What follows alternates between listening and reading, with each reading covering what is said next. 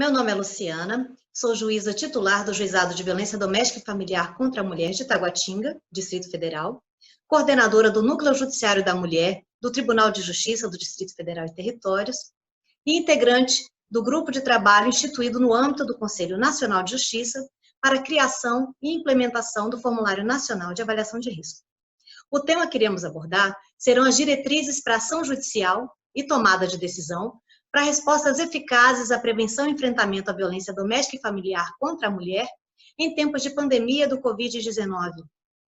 A ideia é que, a partir da utilização do Formulário Nacional de Avaliação de Risco, instituído pelo Conselho Nacional de Justiça e pelo Conselho Nacional do Ministério Público, por meio da Resolução Conjunta número 5 de 2020, tenhamos uma atuação com perspectiva de gênero para respostas mais eficazes.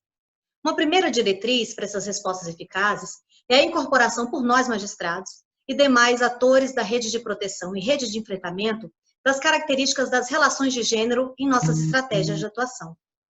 As relações de gênero, elas são marcadas pelo caráter cíclico da violência, pela dificuldade do rompimento das relações afetivas marcadas por violência, pela tendência de reconciliação, e quando a gente quer falar de prevenção ao feminicídio, é importantíssimo compreender o caráter potencialmente letal na evolução desse ciclo da violência, em razão do escalonamento da intensidade e da frequência da violência. Pesquisa realizada pela Organização Mundial da Saúde mostrou que aproximadamente 35% dos assassinatos de mulheres no mundo foram praticados por seus parceiros íntimos, enquanto 5% dos homens foram assassinados tiveram como autoras suas parceiras íntimas. No Brasil, pesquisa do Ministério Público de São Paulo, Raio-X da Violência, mostrou que 66% dos feminicídios consumados ou tentados foram praticados na casa da vítima.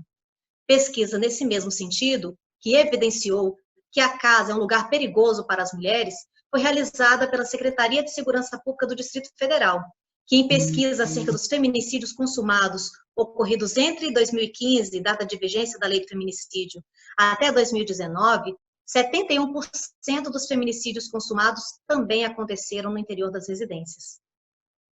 Durante essa quarentena, a Folha de São Paulo noticiou aumento em dobro dos feminicídios de mulheres dentro das residências. Durante a quarentena, nesse período de 24 de março a 13 de abril, quando comparado com o mesmo período do ano passado. Esse aumento da violência doméstica já era esperado. Observada a experiência de outros países, como China, em que houve um incremento de 3 vezes dos dados da violência, e também houve esse incremento noticiado na Itália, na França, nos Estados Unidos e no Equador. Mas quais são os fatores de risco que nós podemos observar durante a quarentena que contribuem para o aumento da violência doméstica nesse período? O primeiro fator de risco é o isolamento social, uma das medidas mais eficazes para prevenir a contaminação do Covid-19, é um fator de risco importante.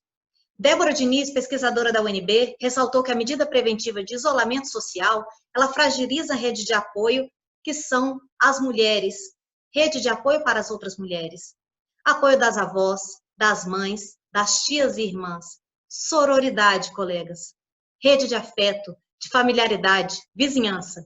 A pesquisadora ressalta que, com a ruptura dos laços sociais, as mulheres ficam isoladas, não apenas em casa, mas perdem a possibilidade de proteção comunitária horizontal quando rompem com outras mulheres.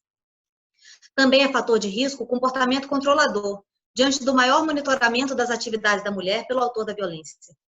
Aumenta-se também o consumo de bebidas alcoólicas, drogas e medicamentos. Estudos identificam que o uso nocivo de álcool está associado a um aumento de 4,6 vezes do risco de exposição à violência. Os impactos econômicos da pandemia também geram conflitos na dinâmica relacional.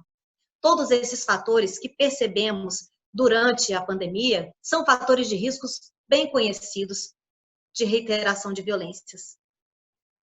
A ONU Mulheres alertou que, nesse contexto de emergência, aumentam os riscos de violência contra mulheres e meninas, por causa do já comentada tensões em casa e isolamento das mulheres.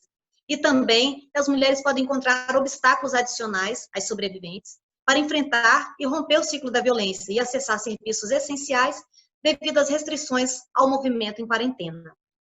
Por isso, a ONU enfatiza que, para as respostas à pandemia, nós temos que observar os impactos e implicações diferentes para homens e mulheres. A eficácia das políticas públicas de prevenção, ela demanda, especialmente em tempos de pandemia, além de políticas públicas intersetoriais, integradas, dos sistemas de saúde, justiça, segurança pública, socioassistencial, educação, a atuação conjunta de diversos profissionais para a compreensão do fenômeno da violência, desafio de grande abrangência e alta complexidade em direitos humanos. O Formulário Nacional de Avaliação de Risco, instituído pelo Conselho Nacional de Justiça e pelo Conselho Nacional do Ministério Público, por meio da Resolução Conjunta número 5 de 2020, sem dúvida, representa uma estratégia eficiente para a atuação com perspectiva de gênero, que compreende o feminicídio como fenômeno evitável. A utilização do formulário e a adequada interpretação dos fatores de risco nele identificados tem como foco central a segurança da mulher, mediante a obtenção de informações relevantes sobre a situação concreta de violência, sobre as pessoas nela envolvidas, sobre o comportamento, o perfil do autor do fato e da vítima, sobre a probabilidade da manutenção da violência ou seu agravamento, a partir dos itens assinalados no formulário. Importantíssimas informações para a tomada de decisão de acordo com esses riscos, a fim de subsidiar a atuação do juiz na escolha e deferimento da medida protetiva mais adequada, das medidas cautelares e encaminhamentos à rede de proteção para a gestão desses riscos identificados. Aqui no Distrito Federal, já utilizamos questionário de avaliação de risco há mais de 3 anos. A experiência revela que o formulário deve ser compreendido como um verdadeiro guia para avaliação de risco, uma ferramenta de extrema importância que, ao lado da formação especializada e experiência do profissional, ajuda na tomada de decisão quanto a estratégias a serem utilizadas para a gestão desses riscos, tendo por objetivo reduzir ou eliminar o risco de violências contra a mulher perpetradas por parceiros íntimos, especialmente a ocorrência de violências graves ou letais. Apesar do formulário não ser infalível, dele não ter um valor psicométrico, o formulário ele é uma estratégia estruturada de avaliação. Ele é composto por 2 partes. Uma parte objetiva, que tem um checklist contendo 25 itens, cuidadosamente selecionados durante sua construção. Essa parte objetiva pode ser preenchida por profissional capacitado ou, na sua ausência, pela própria vítima. A segunda parte do formulário é uma parte subjetiva. Ela deve ser preenchida exclusivamente pelo profissional capacitado. É necessário, para preenchimento dessa segunda parte do formulário, que o profissional tenha conhecimentos específicos de entrevista e julgamento clínico. E por isso é indicado que seja feito por integrantes de equipe multidisciplinar, psicólogo, assistente social. O Formulário Nacional de Avaliação de Risco, portanto, ele contempla dimensões relacionadas ao autor do fato, à vítima, à dinâmica relacional e também a relação do autor com o sistema de justiça. Especificamente em relação à dinâmica relacional, eu chamo aqui a atenção para a existência de alguns fatores que são compreendidos como itens críticos pela literatura nacional e internacional. Então, respostas positivas ao uso de faca ou arma de fogo, a agressões físicas graves, como queimadura, enforcamento, sufocamento, tiro, osso quebrado, facada, paulada, o ciúme excessivo e comportamento de controle, representam risco elevado de letalidade. Para a interpretação dos demais fatores de risco, extrai-se do Guia de Avaliação de Risco para o Sistema de Justiça, que é uma publicação do Núcleo de Gênero do Ministério Público do Distrito Federal e Territórios, que a presença de ocorrências policiais anteriores envolvendo as partes pode contribuir para a análise de probabilidade de ocorrências futuras. Agressões físicas em desfavor da vítima, outras como tapas, empurrão, puxão de cabelo, soco, chute, evidenciam um padrão de comportamento violento. E estudos revelam que 70% dos casos de feminicídio, as vítimas haviam sofrido violências físicas anteriores. A separação recente, tentativa de separação, ameaças, agressões físicas para evitar a separação, tudo isso, ou seja, com a possibilidade de rompimento da relação, o autor pode tentar reaver o controle que acredita ter sobre a mulher por meio de ameaças e agressões. O inconformismo com o término do relacionamento aparece como um dos principais motivos de feminicídio em diversos estudos.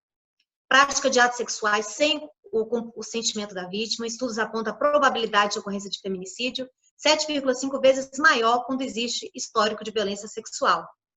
Além disso, devemos atentar, se tiverem respostas positivas, para a escalada na frequência e na intensidade da violência, tiver notícia de descumprimento de medida protetiva, porque o autor do fato não está preocupado em cumprir ordens judiciais, o que representa um fator de risco importante de reiteração de violências, uso abusivo de álcool, drogas, medicamentos, autor com doença mental, especialmente aqui, a violência pode se tornar mais grave quando o autor apresenta sintomas psicóticos e se ele não estiver medicado.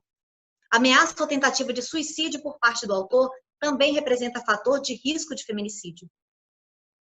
Autor com acesso à arma de fogo, conflitos relacionados com a guarda, visita, pensão dos filhos e conflitos patrimoniais em relação à vítima, eles podem gerar situações conflituosas e potencializar o acontecimento de violências. Por isso, algumas alterações recentes introduzidas na Lei Maria da Penha e no Código de Processo Civil para facilitar o acesso da vítima à justiça, bem como a tramitação prioritária de feitos e que tenham como partes vítima de violência doméstica, foram alterações muito bem-vindas.